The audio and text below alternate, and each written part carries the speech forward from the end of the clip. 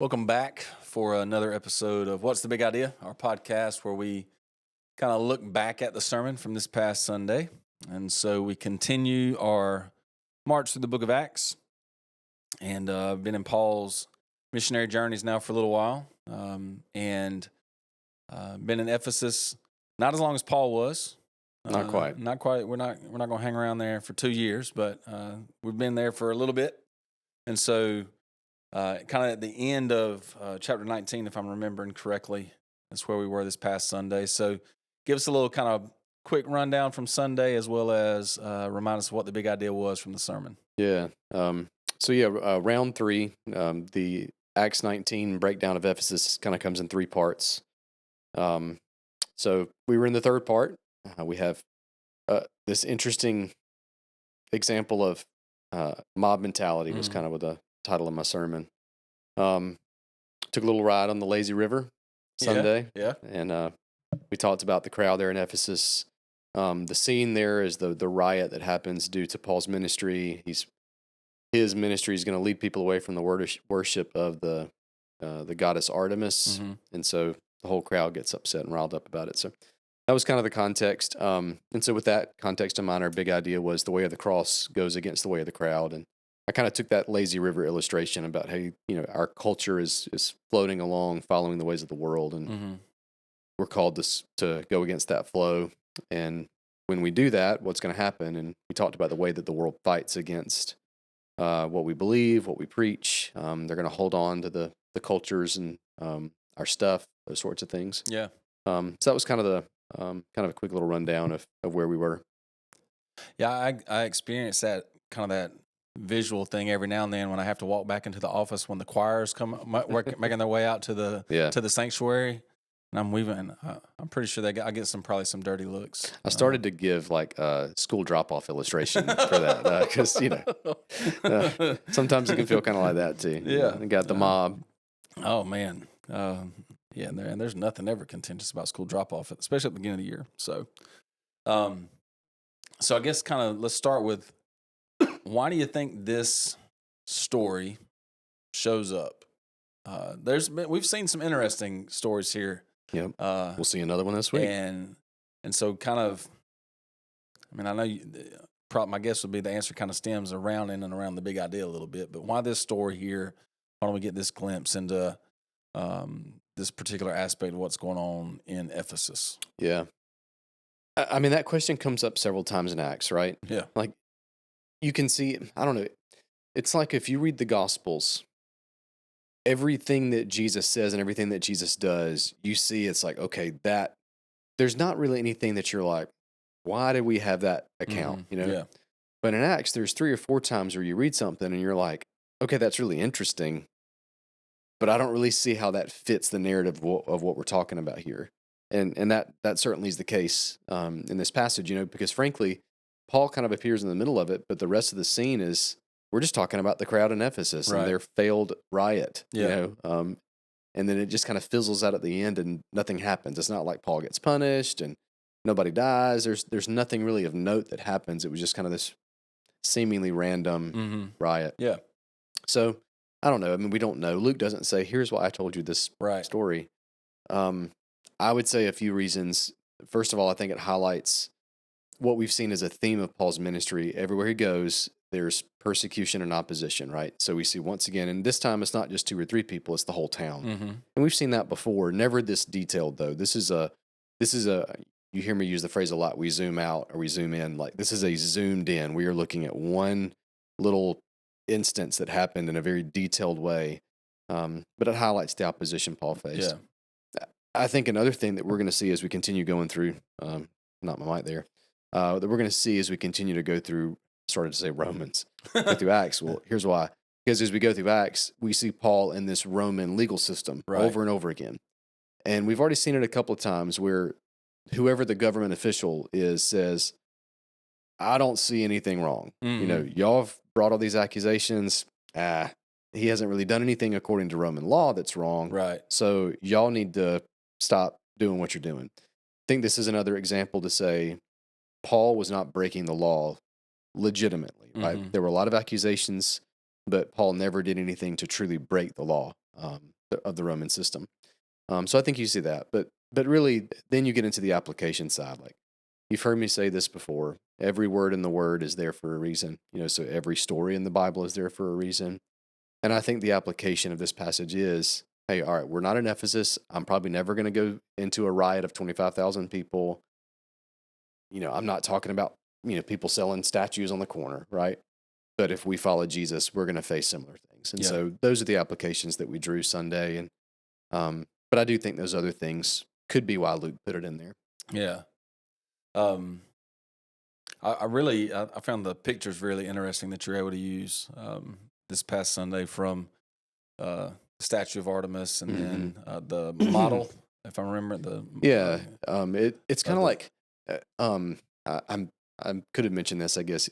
If you ever go to Nashville, like not Nashville, Georgia, Tennessee, they have the Parthenon there, right? Like you can go into the building and see it's just like a miniaturized version, but it's actually a physical structure. Yeah, that's what the image that I showed of the Temple of Artemis is. It's an actual structure that is to scale, I guess, the building dimensions, but it's not the same size. Right. Yeah. Some sixth grade math teacher could figure out a math problem with that because like scale and stuff. Yeah. I don't know. That was an easy concept to really, just 1/10 of the size, but nothing to anyway. teaching sixth graders that idea. But then the theater, the picture of the theater, I feel probably the one that kind of the most impactful. This open air amphitheater style thing, and man, the picture. And you said 25,000, if I'm remembering correct. The picture makes it look. To me, almost it looked bigger than that. I guess I don't really imagine what is something that holds 25,000 people look like. Yeah, but it looked huge. Yeah, I don't know. Sometimes perspective can be a little deceiving, I guess. But yeah, bottom line, still, 25,000 people. That's bigger than any structure in Moultrie can hold, right? So, it's a big place. But that highlights too when we talk about. That's one reason I've tried to show these pictures. Number one, it helps us to understand. Like visually, we could kind of see the story playing out. We can picture the people in the stands, right? And there's Paul in the open. But it reminds us too, like these are real places, real events. You can go today. The Temple of Artemis you won't be able to see. You can see, I think if I remember right, there's one piece of a column that you can still see today from the original temple. But you can go to like that. You can go to that amphitheater. You can go to Athens and go to the Acropolis. You can look at these places and say, man, Paul was right here. Paul preached right here, and this event happened right here. And it just reminds us that this is not fables and fairy tales. These are real events in real time and place in history. But it's neat when you can kind of tie in the archaeological side of things to it. And so you mentioned kind of these verses. Paul kind of steps out for a bit here, and we start. He tries to jump in. Yes, and then we see kind of the story continue on without him being in it. One of the things, they all end up here in the theater, and there's all sorts of cacophony. I believe was your word. I stole it. I think you said cacophony in your sermon. Maybe I did. Because I was watching your sermon this morning. I think that's the only reason that word is in my head. Well, if I said it, I hadn't said it in a while. And so. It mentions a guy named Alexander shows up in the story, and his desire seems to be to stand up and say, "This isn't us that's causing you the problems," but he really kind of gets shut down. And so, not necessarily why does Alexander's name even show up in there? But what do we take away from this glimpse? And here is this guy that probably not mentioned in Scripture ever again, right? And he wants to talk, but they don't let him. And so, but it's there. It's there. It's in the word. So, and it raises the question: why is it there? Because the story could, and we keep saying this. I use the word story, right? True story. Yes. It could have been told without that little tidbit. Yes. They went there. There's a riot. They chanted for 2 hours. Great is Artemis of the Ephesians. Yeah. But Luke tells us, by the way, there's this guy named Alexander, and he's a Jew, and he stands up and tries to motion to the crowd, and then they're just like, be quiet. No. Great is Artemis. Great is Artemis. And it really is an interesting little, I don't know, just a little random fact. So why? I kind of take the approach of, obviously the Jews didn't like Paul. We saw that even if you go back to, well, let's go back to earlier in chapter 19. Paul enters the synagogue. He speaks boldly. Verse 9, but when some became stubborn and continued in unbelief, speaking evil of the way before the congregation, he withdrew. So there's persecution there from the Jews in Ephesus. They did not like Paul. They were not his friends. So there's a contingent of Jews there in Ephesus. And I think probably what would have happened is, think about it. I don't know. I'm trying to think how to say this without being, using a stereotype. I'll just call it what it is. We see someone from another culture, right? A different nationality than what we would see here in Moultrie. Or, well, let's just use what we see in Moultrie. We think about like our Hispanic, friends here in Colquitt County. Some people would say, well, they're Mexican, but they may not be. They may be from Honduras or Venezuela. Who knows, right? They could be from a lot of different places. And so I think in Ephesus, there were some people who looked at Paul and were like, oh, you're a Jew. Alexander, you're a Jew, right? Y'all were just all a bunch of Jews, and y'all were all stirring up trouble. So there's kind of a general anti-Semitism going on there, and I imagine he's probably trying to say, we're not in the same club here, but they didn't care. The other thing could have been, if you're Alexander and you say, well, all right, well, we as the Jews, we don't like Paul. He could have been getting up to say, hey, we're on your side. We don't like that guy either. Let's get rid of him. Yeah. They could have been trying to stir up trouble as well. It could have been a couple of different things. Either way, he gets up and he tries to speak, and they single him out and say, you don't count. You're not Ephesian. You're Jewish. Yeah. And you don't worship Artemis like we do. Because, even as a Jew, even if he's a non-believer, he's trying to promote the worship of Yahweh, right? They would have known, y'all worship this God. You're not followers of Artemis like we are. Yeah. How dare you? And so that it just kind of, it raises the temperature in the room even more, is what this is. What Luke is doing is he's starting here, and it's building and it's building and it's building, and he brings us to this crescendo of 2 hours of great is Artemis of the Ephesians. And that was kind of the last little step that fired everybody up. Yeah. Random side note. So on Sunday, when you did your "Let's Go Artemis" cheer, did it feel 3 syllables on that at the end? Feels like a lot. It does. That was just random. So so sports. You and I both are. We appreciate sports and attend some events and cheer on teams and whatnot. You've probably been to more like major sporting events than I have, college games or NFL. I've never been to an NFL game. I've never been to an FSU game. Yeah. Is there a chant like that they do at Doak that's like, a little bit. The last few times I've been when Florida State has not been very good. The stands have not been filled. The chant is boo.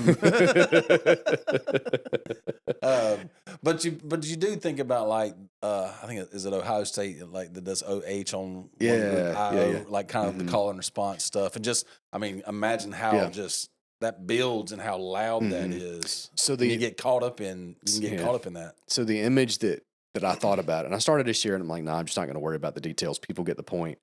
The very first college game I say it was the first. I went to one in high school. I don't remember it. I went to one in college, and it's where Ada is. I went to a Georgia Tech game. Okay. And we had pretty good seats, and we were right there midfield. And I remember sitting there, and all of a sudden the chant, and it was like one side of the stadium says yellow, and the other side says Jackets. And it was kind of back and forth for a few minutes. Yeah. And it's just like everybody's yelling it. Yeah. And it was like, wow, that's just a really cool moment. I remember that feeling of the whole stadium is chanting this back and forth. Yeah. And when I read this, great is Artemis of the Ephesians, I draw up that mental image or that sound of the crowd chanting. And to be honest, like if you've ever been in one of those situations, it's infectious, right? Yeah. Like the crowd pulls you in and you want to be a part of it. And you can see, like, you read that and say, 2 hours? They're calling. All right, guys, we get the point, right? Yeah. But no, man, like it's like a feeding frenzy. Yep. And everybody gets pulled in and sucked in, and we're louder and louder and louder. I don't know, just a really interesting little picture. It is. One of the other kind of interesting phrases in particular that showed up, I'm going to read it, make sure I read it correctly. Get the phrasing correctly. Correct, I guess, I don't know. Right. This is in verse 35. And so we've had them, they're riled up, and had the 2 hours of great as Artemis of the Ephesians. Verse 35 says, and when the town clerk, I think you said that was kind of like probably the highest ranking, like local official kind of. Yeah. The town clerk had quieted the crowd. He said, men of Ephesus, who is there who does not know that the city of the Ephesians is temple keeper of the great Artemis and of the sacred stone that fell from the sky? I'm a Marvel. I like Marvel movies. I couldn't help but think of the Infinity Stones. Yeah, I don't think it was one of those. I don't think it was one of those either. So, what in the world are we talking about? The sacred stone that fell from the sky? Good question. So, I always tell people when you're reading your Bible, pay attention for those footnotes, right? The little, you know, sometimes it'll refer you back to an Old Testament passage, or you may have a Greek word that pops up that'll explain something to you. So I don't know about your Bible. I actually have a footnote. I have a number 1. Okay. It takes a minute at the bottom, so I'll look at number 1. Here's what it says. The meaning of the Greek is uncertain. How helpful. Thank you, Crossway and the English Standard Version. No, so I did look this up as I was preparing to preach the sermon, because naturally I'm like, well, what in the world are we talking about? Yeah.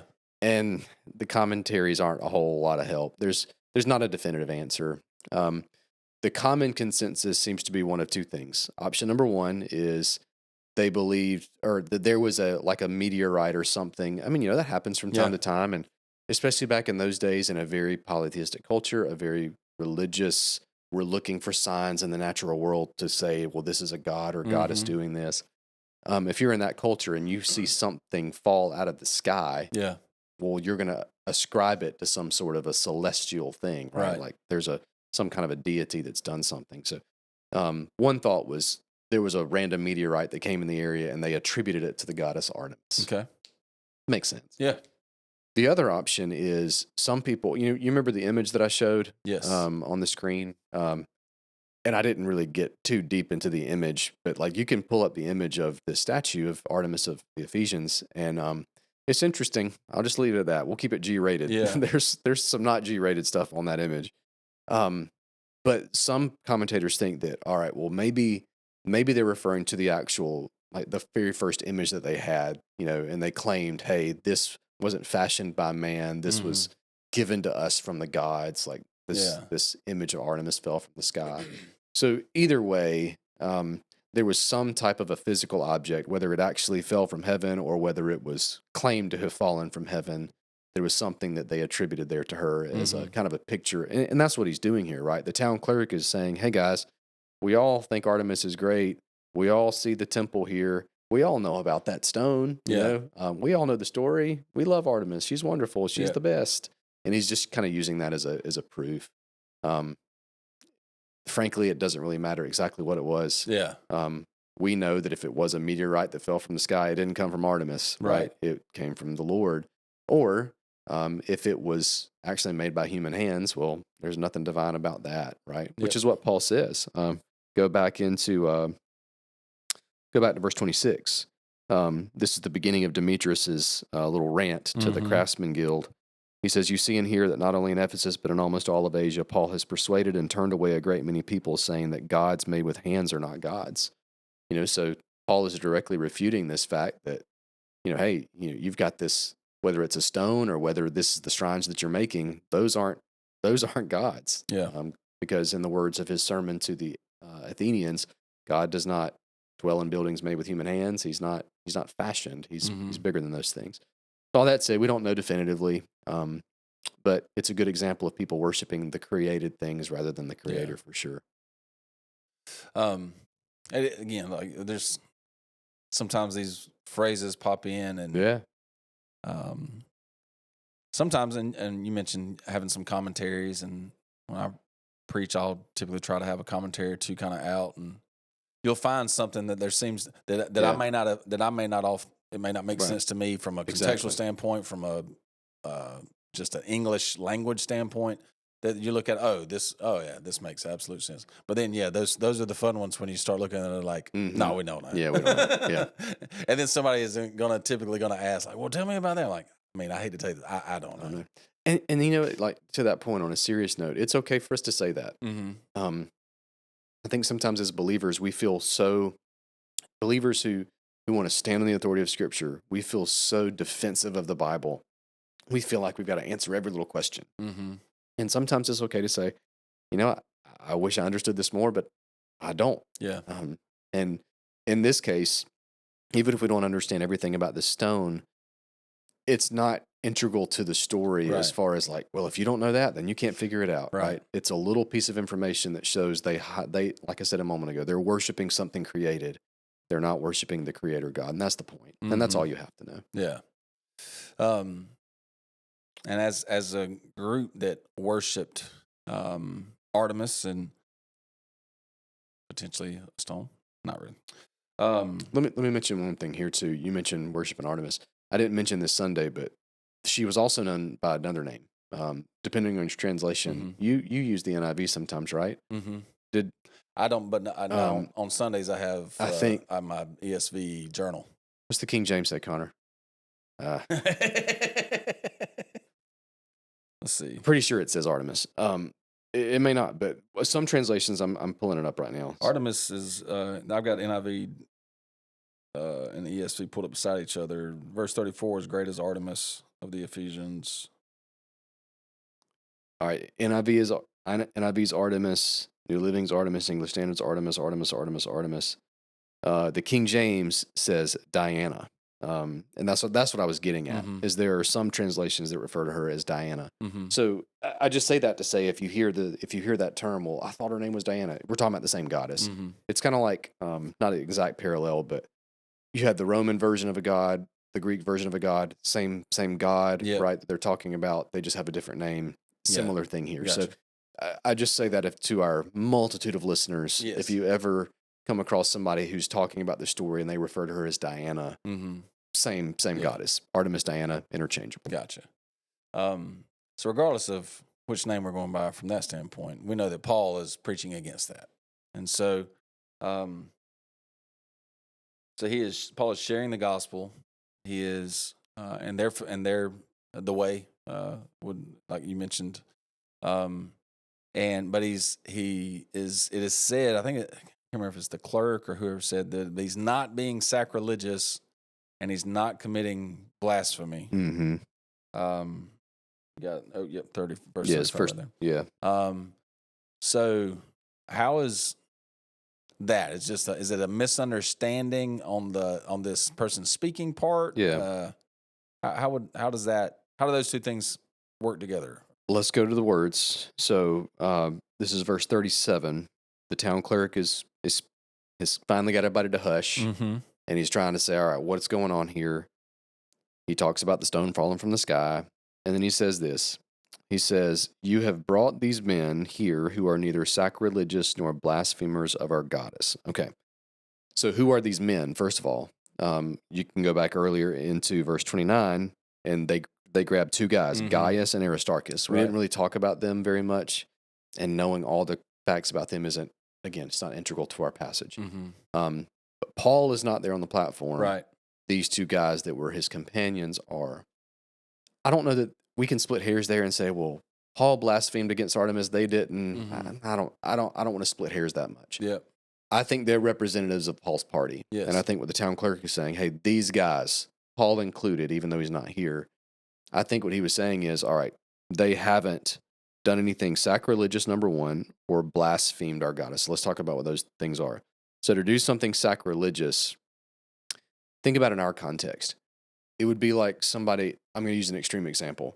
It would be like somebody coming in and spray painting our sanctuary, just graffiti everywhere, right? Or, if a church has a cross on the steeple, somebody going and yanking the cross down, right? That's what we would call sacrilege. It is an intentional act to deface or embarrass or destroy, or hinder worship of a deity. Well, let's look at Paul's ministry. It's not how Paul operated, okay? No physical, they didn't go and burn in the temple. Right. They didn't come in and, take the idols in the shrines and, burn them in the streets or, smash them on the ground. They didn't do any of that stuff. There was never an attempt to intentionally slight the worship of Artemis. Well, so what is blasphemy? Well, blasphemy is speaking a slanderous statement against a God, an untrue statement against a God. That one, I would say. I mean, you look at Paul's, you look at Paul's preaching. Even go back to what Go back to what Demetrius said. Look at verse 26. I read this verse earlier when he says that almost all of Asia, this Paul has persuaded and turned away a great many people, saying that gods made with hands are not gods. Yeah. So if Paul legitimately said that, which I would say sounds like something Paul would say, right? Is that blasphemy? Well, maybe in the connotation of the word. But from a legal definition, he hadn't done anything to publicly defame Artemis. Mm-hmm. So here's the point, and this goes back to what I said earlier. I think here's one reason why Luke puts this in this passage. It's to show, look, Paul was bold in preaching the gospel, but he wasn't a troublemaker. Right. Paul went around always unashamed, always clear in his proclamation, never held back. God's the real God, Artemis is not. Okay, that's bold, that's clear. But he didn't go try to stir up the crowd and shame people, or he didn't do anything extreme. So let's use it. All right, we're freestyling here for a moment, okay? So this is dangerous. So what about a modern parallel to this? God calls us to boldly and unapologetically proclaim the gospel, right? We know that. We don't need to be quiet. We don't need to be shy. We don't need to hold back. But I don't think the scriptures necessarily command us to do as some churches would do and go protest this funeral with placards and signs about, well, these people are going to hell, right? Right. Is that effective evangelism? Is that effective ministry? I would argue, no, that's not being bold. That's being intentionally controversial. Yeah. You don't see Paul doing that necessarily. He's bold, and when needed, his truth is controversial. Yes. But he's never trying to light the fire. Mm-hmm. You know what I mean? This riot happened because the Ephesians got disturbed. Right. It didn't happen because Paul started a riot. Right. Big difference there. And I think that's what the town clerk is saying. Mm-hmm. He's like, look, you guys are all here. Paul didn't do this. Yeah. Y'all have done this. Y'all have stirred up this crowd. Paul hasn't done anything to justify this action here. So y'all need to chill out because Rome's going to get on our case if you don't. Yeah. And that highlights to me a theme throughout Paul's ministry of this really, I'm going to use the word healthy, a healthy mix of boldness and wisdom to know how far do I press right here without crossing the line of I'm doing something illegal or I'm doing something that is intentionally trying to stir people up to cause persecution. Yeah. It's like today, we talk about persecution in the church. Should we expect persecution? Yes. Are we bold in the face of it? Yes. Do we try to make persecution happen? No. Yeah. What did Jesus say? Be innocent as doves, right? Be wise as serpents, shrewd as serpents, but innocent as doves. So we can do this boldly, but not in your face, stirring you up. Does that make sense? Right. So that's my best attempt at reconciling. Well, does that mean Paul didn't boldly preach? No, absolutely. He boldly preached. Yeah. He just didn't do it intentionally controversially. Yeah. In today's time, we don't see that at all. No. Well, people that might would say something intentionally controversial to stir it as opposed to sure. We don't. Luckily, we don't live in a world where that is easily available through social media. And well, that's the thing, right? So, what's the application for us as believers from this? Be wise, right, and be bold. Yeah. But you don't have to go stirring the pot. Yeah. Now, if the pot's getting stirred because you're being bold, okay. Right. You don't have to be the one holding the stick. Right. There's I think about the Beatitudes. When we've had a conversation similar to this, probably in various podcasts. Blessed are those who are persecuted for righteousness' sake. Yeah. Right. Mm-hmm. So there's a persecution you face because of the truth that you're speaking. And there's at times a persecution you face because you're seeking it. Like you're trying to create clickbait or whatever term we would use today. And there's a difference. Yeah. So you mentioned that. It reminded me of another verse. 1 Peter chapter 4, we studied this one as well a few years ago. He says, if you are insulted for the name of Christ, you are blessed because the Spirit of glory and of God rests upon you. This is verse 15, chapter 4, verse 15. But let none of you suffer as a murderer or a thief or an evildoer or a meddler. Okay? Yet if anyone suffers as a Christian, let him not be ashamed, but let him glorify God in that name. So the idea is, let persecution come to you. Mm-hmm. You don't have to seek it out. Don't intentionally cause it to happen necessarily. Don't meddle in something just to say, "Oh, look at me, I'm being persecuted." Yep. That's not at all what Paul did. Yeah. And so as we finish up chapter 19 and continue kind of getting ready to finish up the third journey. Yeah, we're getting close. Yeah. We're gonna. All right. So if the time mentally he started trying. We've already seen him saying, "I'm working my way back to Jerusalem." If the timeline of Ephesus does this, right, we're zooming in and expanding. Yeah. Luke is about to really compress things, and we're going to hit the fast forward button. Yeah. We're going from this point to the end of the third missionary journey is rapid fire information. So that's where we're headed. And so that was kind of normally we kind of finish up with kind of what's coming up. So any insights into either this Sunday or kind of the next string of things that we'll see as we continue through Acts? Yeah. So Paul hits the road. It's kind of hard to stay in Ephesus after that, right? Yeah. I mean, you're pretty much done. Yeah. So Paul's about to hit the road. He'll visit some friends and see some churches that he's established. But then from this point, really for the rest of the book, we saw this at the beginning of our passage this week, right? What was his goal? I want to get back to Jerusalem, then I want to get to Rome. Yep. The rest of Acts is that we're heading back home, and then we're getting to Rome. We're just not going the way Paul thinks he's going to go. Yep. But, so we start the return journey. We're going to hit a lot of geography over the next couple of weeks. We'll see the Ephesians again briefly, and then we focus on what happens in Jerusalem and on the road to Rome. Yeah. So that's where we're headed. But we really are. I mean, I know it may not feel like it because you say, "Well, we still got how many chapters left?" We do, but we're beginning to work our way towards the conclusion of the narrative of Acts and Paul's ministry. Yeah. And so as always, just thank you for those who watch or were able to come and attend church this past week. We're kind of back on regular, quote unquote, regular weekly schedule now. So Wednesday night stuff, or meals at 5 and all the things on Wednesday night. So regardless of who you are, how old you may be, there's probably something available for you. Prayer meeting, Bible studies, if you would like interest in volunteering, choir practice on Wednesday night. So Wednesday nights kind of kick back off this week, and then we continue on Sunday mornings, continue to move through the book of Acts. So thanks again for watching and listening, and we hope to see you soon. Bye.